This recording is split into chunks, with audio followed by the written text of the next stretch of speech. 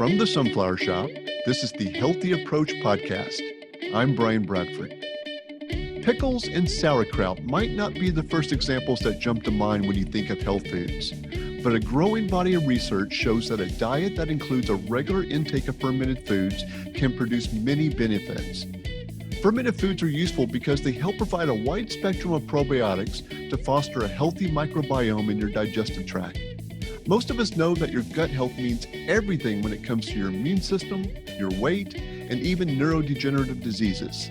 The trillions of bacteria that live in our gut are essential. My guest today is Niki Price, who developed a fermented coconut water that helps improve the lives of not only her family, but the members of her community. Her company, Inner Eco, is now selling all over the country with her now famous probiotic called You Got This. Welcome to the show, Niki. Thanks so much for being here today. This is great. You know, I've read your story on your internet site about how you got into all this, and I think it's a great story to tell because I know so many moms can probably connect to this. Please share your story of what happened. Well, I'm elementary school teacher is my background, my training. Always been into health and nutrition. And, I've just over the years, in fact, funny, my husband's always like, why can't you just read trashy romance novels? But I was just always glued to reading health and nutrition books all the time. Just, after reading a lot of books, I found a book that was printed over 40 years ago. And I call it a nutritional Bible, but the name of the book is called Body Ecology. And the woman who wrote it, her name is Donna Gates. And the tagline of the book is changing the way the world eats through fermented cultured foods. And I was like, And I always considered myself pretty healthy, but I had, my issues, which I thought were kind of, were unrelated, but really ended up being all connected because they were all connected to what we call now the microbiome. So That's right. I read this book, and there was a recipe in there for cultured coconut water kefir. And I thought, this sounds interesting. Coconuts were getting pretty popular. This was over 15 years ago. And I thought, well, I'm going to go over to my Asian market and go check out what these young coconuts are all about. Because they weren't my history was on the brown, hairy coconuts, but no, these were the white ones. They're technically called green coconuts, but what they do is they take that green husk off. And so what we see is this beautiful white coconut with this little tip on the top. So I buy these cases of coconuts, take them home, and I crack them open with a knife sharpener blade, and then I turn them upside down and empty them into a mason jar. Emptied the water out, and then I found a kefir culture starter, and I added that, followed the recipe, and it was like this, this elixir, I started to call it liquid gold. It was just this amazing transformation that happened when it sat on my kitchen counter and did its thing, right? Time, temperature, pH, that whole culturing process. And then I was having some health challenges. My son, God bless him, who was, I just didn't know any better. This was over 20 years ago. The pediatrician kept on saying antibiotics for chronic ear infections that we couldn't clear up. So that path started at 6 months of age for him all the way till 2.5 years. By the time he was 6, he couldn't even fight off a common cold. He had no immune system. And then he also had digestive issues because he just had there was no balance in that gut flora.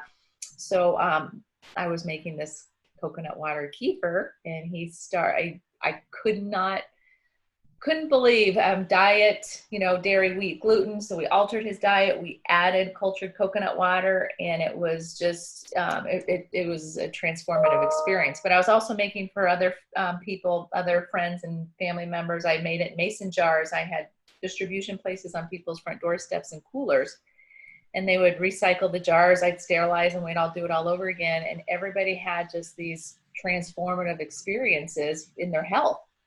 So you started making it for the whole community. Yeah, I did. It was just literally a word of mouth, grassroots movement that started with the making of it in my kitchen to my garage. I had neighbors come over, and we would all do it together, and then they take home their kefir for the month.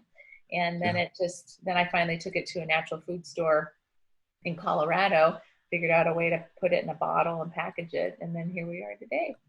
Amazing. Amazing. That's awesome. I mean, how long did it take to see benefits with your son once you started the culture? Do you remember?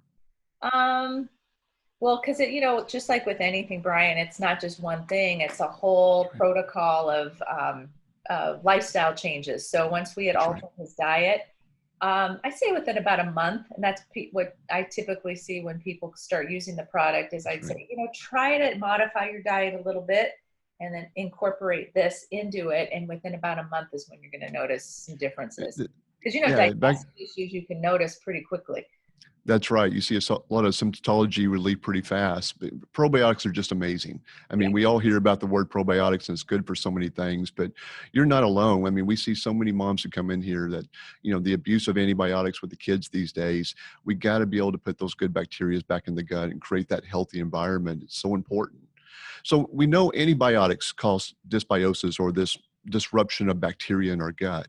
What other things can cause that?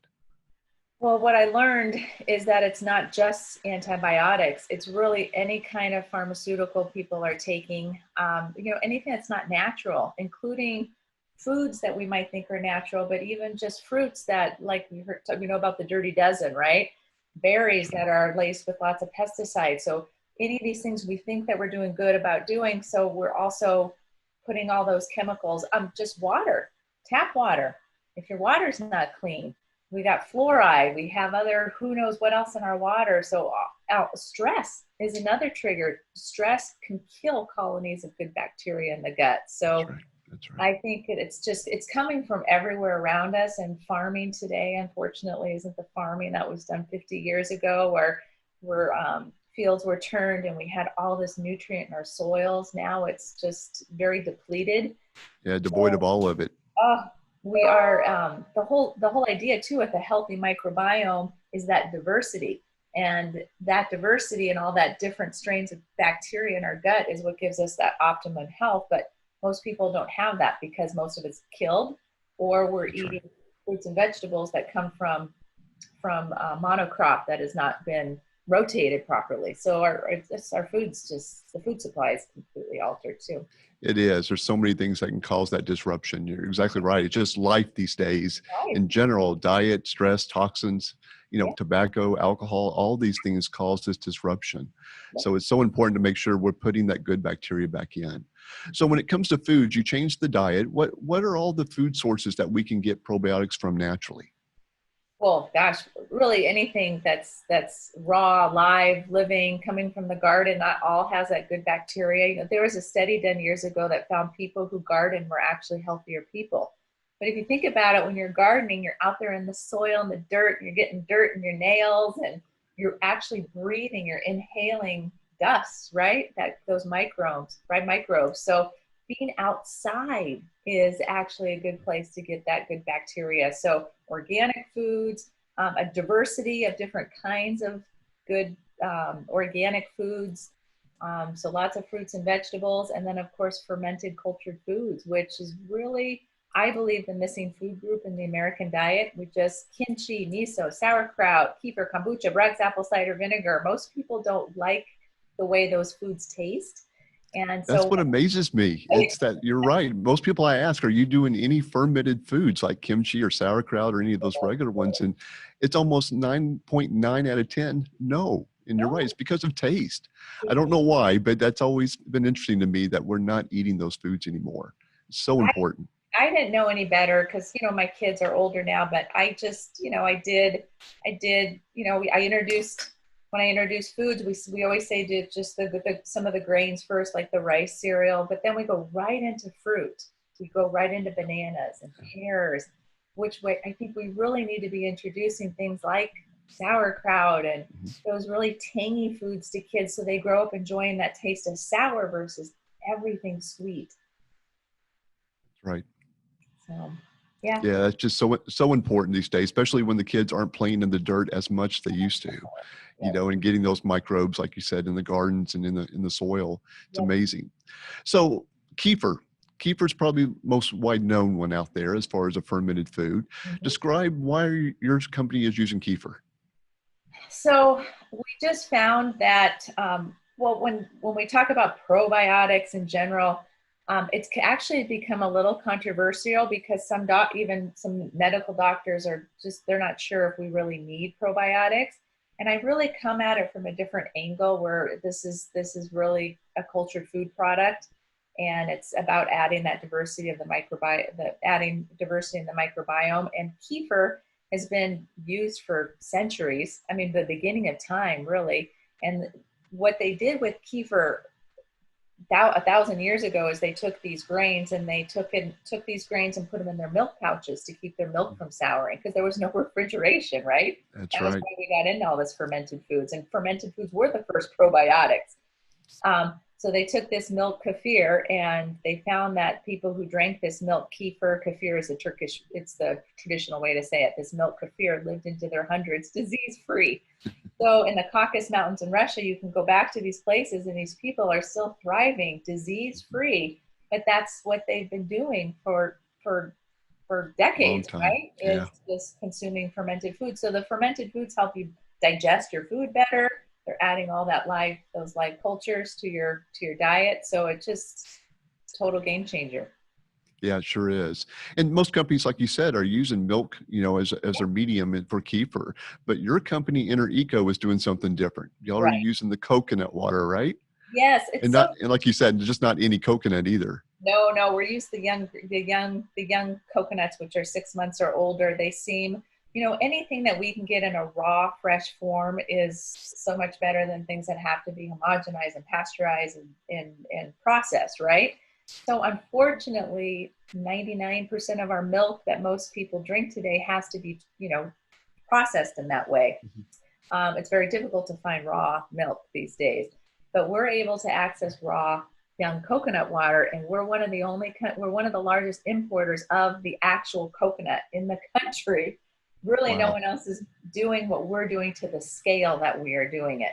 So we're extracting that water out of the young coconut within an hour, and then we inoculate that coconut water with that kefir starter, those kefir cultures. So the process is completely live, fresh, raw, and that coconut water is just a perfect medium or prebiotic to feed the life cultures. And And just, coconut water in World War II was used intravenously as a saline replacement. It has the I same, did not know that. yeah, raw coconut water has the same composition as human blood plasma.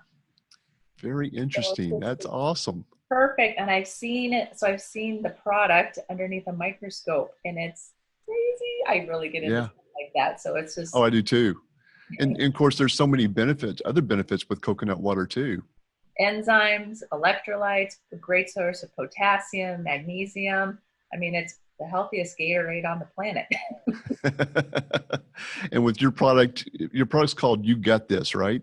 You You Get Got This. This? Yes, I think it's a great title. How'd you come up with that name? You Get This by Inner Eco. We just, it's just catchy. I was talking to somebody in a store. It was a husband, and he goes, I'm buying this for my wife because she always talks about the gut and how important the gut is. So I'm just going to buy it for her because I know it's important. So how do you take the product? um, it's we make things. Food is fun, right? Food is a lot of fun. So, and I try to get all my nutrients through food. I do supplements as well, but I try to do most everything through food. So this is the great value size. This is 30 servings in here. So you can just open this up. You can drink it by the shot. So don't measure it on a tablespoon, even though a serving is a tablespoon. Just drink it by the shot. It opens.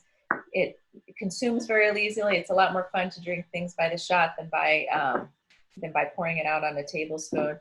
But my favorite way to drink it is to take a glass of ice and with your fresh lime, open the bottles. These bottles can open up very fizzy. Be careful when you open the bottles. Much fizzier than a kombucha. And then you can take your seltzer, any kind of seltzer. If you have a soda stream machine, you can make your own, and you make this delicious probiotic drink for about 80 cents. That's it. 80 cents. Wow, that's a pretty good dose. And there's 100 billion probiotics in one serving? We average about up to 100 billion per tablespoon. So you're getting a lot more probiotics than a lot of probiotic beverages out there that get so expensive. And then think about all the sugar and the caffeine, especially if you're doing kombucha. So, there's nothing wrong with things like kombucha, but what happens is people get a little stuck on just doing kombucha.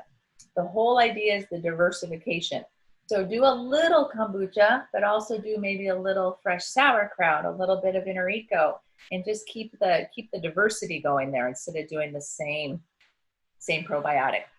I totally agree. I think that's where really the research is pointing towards now. It's more about the diversity as opposed to it is just trying to get the largest dose every time, Exactly. so very important for the diversity. Totally get that. So your product's listed as 100 billion CFUs, right? Describe CFUs for a lot of people don't understand the measurement of that bacteria. Yes, CFU stands for colony forming unit, and it's the way they measure the cultures really. So what they do, for instance, when they test inner eco to because we have to, in order for us to say something on a label, we have to have it tested. So when we send this to our lab to test this, they take literally like a pinprick size, and they literally count all that bacteria, and then they multiply it by the serving size, and that's how much of those cultures that are actually in a serving. So for our cultures, we have a diverse community of traditional Kefir cultures. So for instance, our cultures are a Lactococcus, Lactobacillus, and we have good yeast bacteria. So what they say is it's a symbiotic relationship of strains that don't compete, because I worry sometimes when we we take something that, let's say it has 15 strains or 20 strains, or whether I don't know for a fact, none of us really probably do, if there's a cannibalization that goes on in there. For me and for our company, we always go back to nature, right? And we know that cultured fermented foods work. So I like, if you want to do your inner eco in the morning, maybe do some apple cider vinegar at night and just kind of mix it up that way. That's how I like to add it to the diversity. That's a great point. Inner Eco's got a great product at 100 billion, CFUs per serving. That's a pretty good little punch for just a teaspoon or tablespoon? Tablespoon. And you got to keep it refrigerated too as well, right? Yes. Always keep this in the fridge. Once you open it, it's going to stay fresh for about 30 days. Otherwise, the activity level starts to go down after about 30 days. Yeah. Well, it's an awesome product, and I really appreciate you being on the show today to help us inform about what's going on out there with your awesome products. I love it. It's the best value probiotic on the market, but make sure that you keep your bottle in the front of the refrigerator, because sometimes when it gets moved in the back, you forget about it. You never see it again. Say, is it still good? And I want them to. So I always tell people, keep your shot glass out on the countertop and put your supplements in there, and then you can take your supplements and then remember to drink your inner eco. Oh, and one other usage. You can take the original formula and actually put it into a spray bottle, and it's a topical. So natural hand spray, deodorant, facial toner, spray it in. It's awesome. You're more bacterial than you are human, so why not wear your probiotics, right? That's a great point. I love that. And just remember, the bacteria, disease, everything starts in the mouth. So as you're drinking inner eco, you're hitting all that bad bacteria. Exactly. Through the whole GI system. And that's what I love about the liquid form. So you got an awesome product. Niki, thanks so much for being on the show today. Great to be here. Thanks for sharing the inner eco love. We appreciate you guys. Stay healthy. Well, that's going to do it for this episode of the Healthy Approach Podcast. Please subscribe if you like this podcast and help us spread the word by rating and sharing with your friends and family. If you'd like to learn more about ways to improve your gut health, go to sunflowershoppe.com, that's shop with 2 P's and an E, or visit us at one of our 3 locations in the Dallas-Fort Worth area.